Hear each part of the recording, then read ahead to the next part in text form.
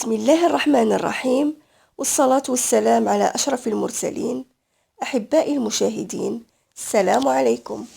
قبل أن أبدأ أدعوكم للاشتراك في قناتي، قناة فاطمة المراكشية، والضغط على زر الإعجاب. وصفة اليوم هي عبارة عن عصير بكمية كبيرة، بحيث 1 كيلوغرام من الليمون غادي يعطينا 6 لترات من العصير. ويمكن ضعف الكمية، يعني 2 كيلوغرام ستعطينا 12 لتر، 3 كيلوغرام 18 لتر، وهكذا.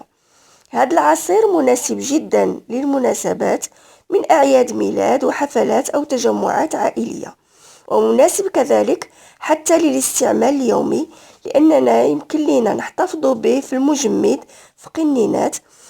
خرجوا كل يوم واحدة، اللي خرجت ما تعاودش ترجع، خاصة تستهلك.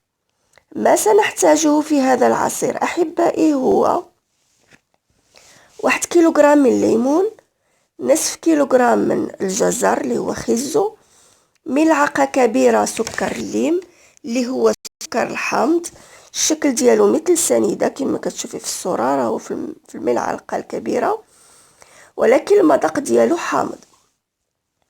يمكن نستغناو عليه إلا ما توفرش، زائد حامضة وحدة، والسكر يبقى حسب الذوق. كاقتراح يمكن تضيفي من 9 إلى 10 قطع من السكر.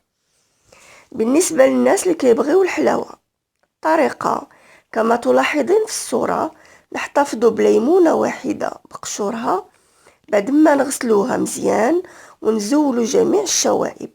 يمكن نحكوها شوية بالموس باش نزولوا النقط السوداء اللي كتكون في الليمون. الباقي من الليمون والحامضة والجزر غادي نقشروهم ونقطعوا جميع العناصر، ونزولوا لهم البذور ونوضعوهم في طنجرة ونضيفوا لهم 1 لتر من الماء، نوضعوهم على البوطة باش يطيبوا. يمكن نديروا في البداية غير الجزر والليمونة بقشورها حتى يطيبوا نصف طيبة، لأنهم كيبغيو شوية الوقت. ثم من بعد نضيفوا الليمون المقشر والحامضة المقشرة. ملي يطيبوا نخليوهم يبردوا ونطحنوهم مزيان، ثم نصفيوهم بمصفاة كبيرة بحال هادي او اللي توفر عندكم. الى عندك الخاطر صفاية صغيرة بشوية عليك حتى تسالي الكمية كلها. نستعملوا ملعقة باش تعاوننا نحركوا العصير ديالنا باش يتصفى. يمكن نضيفوا الماء باش يسهل علينا عملية التصفية. ملي نصفيوه المرة الأولى نعاودو نصفيوه مرة ثانية. البقايا اللي كتبقى لينا يمكن نضيفوا ليها شوية ديال الماء ونطحنوها ونعاودو نصفيوها.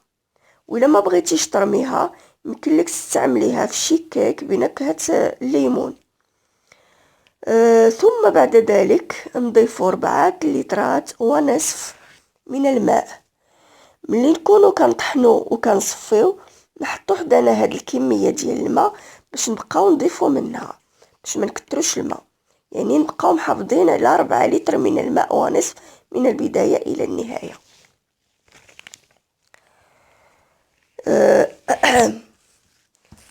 في الاخير نخلطوا كل شيء ونضيفوا، يعني نخلطوا الماء اللي تبقى لينا مع العصير ديالنا، ونضيفوا سكر الليم والسكر العادي. يمكن لك تستغناي على السكر الى ما كنتيش من محبين السكر.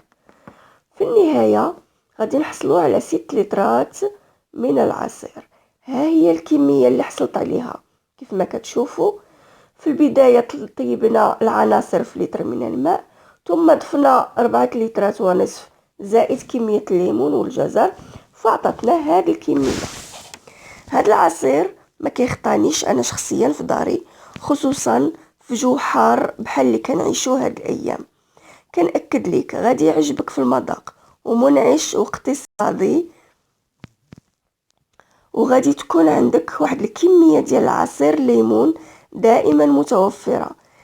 اللي غادي تكون هاد الكميه غادي ممكن تستعمليها كأساس او لاباز باش تصاوبي عصائر مختلفه كل يوم بفاكهه.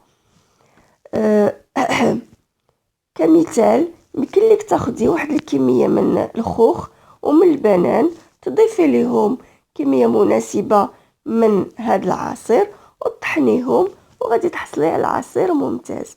او تستهلكيه غير هو هكاك بوحدو منعش. فهو هذا العصير هذا كما كتشوفي اقتصادي 100%، منعش 100%، ويعوض المشروبات الغازية 100%. إلى عجبك الفيديو ديروا لايك واشتركوا في القناة ديالي.